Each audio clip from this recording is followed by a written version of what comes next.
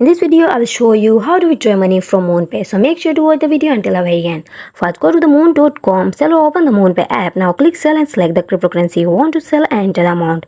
There's a minimum amount that you can sell with MoonPay and depend on the cryptocurrency you are selling. After that, enter your email address. Next, MoonPay will ask you for bank details in a format local to the region you are sending money to. For instance, if you are selling crypto for euros, you will be asked for when MoonPay will then show you your estimated price for your crypto and a summary of fees accept in the terms of use.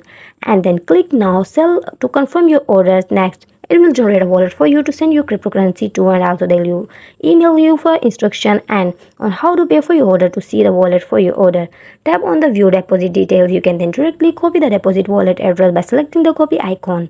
Then they will take you to the cryptocurrency. From there, I will receive a bank transfer shortly after your cryptocurrency is received. Once your transaction is complete, MoonPay will send you a confirmation email. Click on it and see the complete deposit transaction instruction and access the tracker, and that's it. You are done.